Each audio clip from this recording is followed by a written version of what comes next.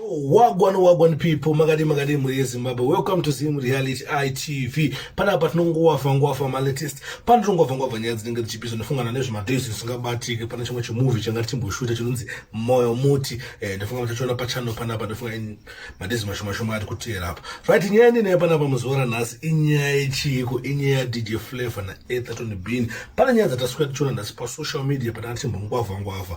But hey, inyaya kuna kundifadza because wakomana vari kuita sekuti wada kupa Satani mukana wekuti ashaine Satani mukana wekuti ashaine nelife yavo because vanwanzi panaka kusawirana kare ipo nyaya ndaiona papi ndaiona pazim celeb ndofunga murongona mascreenshot andikukanda pascreen apo mamwe mapictures akwanza kuti angari pazim celeb achidza kuti panaka kusawirirana kare ipo mafunge namenye chimbofunga kuti mafanisi pekutanga pananzwa nyaya panazona manje account Judgement yaposta futi chiti panaka kusawirirana kanenge aripo ipapo zvoshuwawo sandofunga murongoona screenshot apo ikwaza kuti vakomana panaka kudhonzerana ari kuitika bo tichiziva vakomana ava takawaziva vakadaiwo wakabatana vachiwirirana vachitamba vese vachitambisana mafeya but zvikuita sekuti Judgement inenge ndikakuda kudonha kaikuda kuita so saka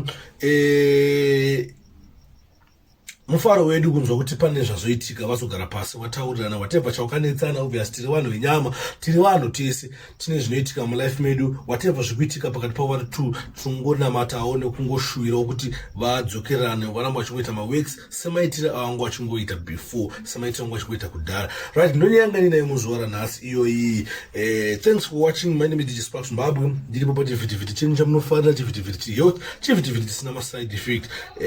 Don't forget to subscribe Zim Reality ITV because pana zvakawanda zvichange vichiuya paZim Reality ITV. Izvo zvipana chimovie chikufanira chibuda ndafunga pa next week baba ndamenge chibata editor chiti hofa wagwan chapa apo chadzo chinge chadaita se chada kuibva chonzi moyo muti chinge chibuda futi panapa paZim Reality ITV.